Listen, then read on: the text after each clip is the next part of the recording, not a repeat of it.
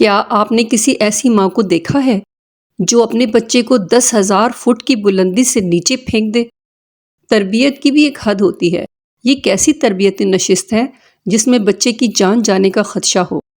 اگر بچہ ڈر جائے تو، مر جائے تو؟ جس نے پھینکا ہے وہ نہ صرف اپنے بچے کی صلاحیتوں کو جانتی ہے بلکہ اسے اپنی قابلیت پر بھی مکمل اعتماد ہے۔ مادہ عقاب کے بچوں کا جب پرواز سیکھنے کا وقت آتا ہے تو ان کی ماں انہیں اٹھا کر 10,000 فٹ کی بلندی پر لے جاتی ہے اور پھر وہاں سے نیچے پھینک دیتی ہے۔ بچہ نیچے گرنا شروع ہوتا ہے، اپنے ننھے پر پھیلا کر اپنے آپ کو بچانے اور اڑانے کی کوشش کرتا رہتا ہے، مگر 10,000 فٹ کی بلندی پر اڑنا بچوں کا کھیل نہیں۔ اس میں صرف ایک ہی پرندہ ہے جو اس بلندی پر اڑتا ہے اور وہ ہے عقاب۔ وہ بچہ تیزی سے قریب آتی زمین کو دیکھ کر سہم جاتا ہے، اپنے پروں کو تیزی سے حرکت دیتا ہے، اپنی آخری کوشش کرتا ہے، پھر فضا میں اپنی نظریں گھما کر ماں کو ڈھونڈنے کی کوشش کرتا ہے، مگر ماں کہیں نظر نہیں آتی۔ جو کرنا ہے خود ہی کرنا ہے، اڑنا ہے تو بچنا ہے ورنہ مرنا ہے۔ بچہ اپنی انتہائی کوشش جاری رکھتا ہے مگر کامیابی نہیں ہوتی۔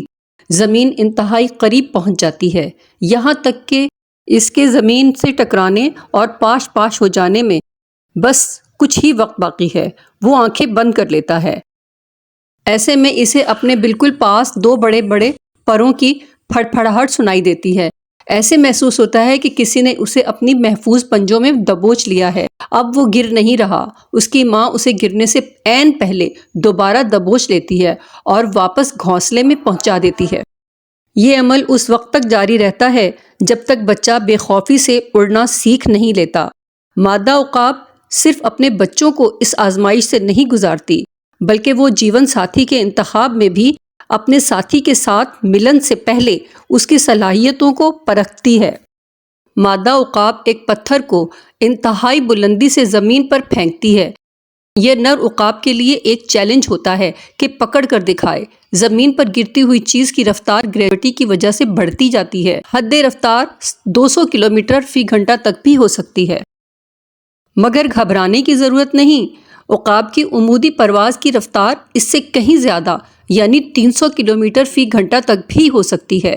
نر عقاب اس پتھر کے تعاقب میں زمین کی طرف انتہائی تیز رفتار عمودی پرواز کرتا ہے اور وہ پتھر دبوچ کر لے آتا ہے۔ مادہ یہ عمل صرف ایک بار نہیں دہراتی بلکہ اس وقت تک دہراتی ہے جب تک اس کو اطمینان نہ ہو جائے کہ یہ نر اسے کما کر کھلانے کی صلاحیت رکھتا ہے۔ یہ مردار ہرگز نہیں کھاتا بلکہ خود شکار کر کے کھاتا ہے۔ اس کی نگاہیں انسان کی نگاہوں سے 5 گنا زیادہ تیز ہوتی ہیں۔ عقاب اڑنے والے پرندوں میں سب سے بڑا پرندہ ہے اور بہترین شکاری ہے۔ دنیا کے بے شمار ممالک میں عقاب کو فوجی نشان کے طور پر بھی استعمال کیا جاتا ہے۔ اس کی دنیا بھر میں 60 اقسام پائی جاتی ہیں جن میں زیادہ تر افریقہ جبکہ بعض امریکہ اور آسٹریلیا میں بھی پائی جاتی ہیں۔ دنیا کے سب سے بڑے عقاب کے پر 250 سینٹی میٹر سے زیادہ لمبے ہوتے ہیں اور یہ بڑے جانوروں پر شکار کے لیے جانے جاتے ہیں جن میں ہرن، بکریاں اور بندر شامل ہیں۔ مادہ عقاب نر کے مقابلے میں زیادہ بڑی اور طاقتور ہوتی ہے۔ عموماً جب طوفان کی آمد ہو تو تمام پرندے محفوظ مقام تلاش کرتے ہیں، مگر یہ طوفانوں سے محبت کرنے والا پرندہ ہے۔ طوفانوں کی تند و تیز ہوائیں اسے مزید بلندی پر بغیر محنت کے اڑنے میں معاون ثابت ہوتی ہیں۔ جس طرح گھوڑا کھڑے ہو کر سونے کی صلاحیت رکھتا ہے، اسی طرح عقاب بھی شاخ پر بیٹھے بیٹھے سو جاتے ہیں۔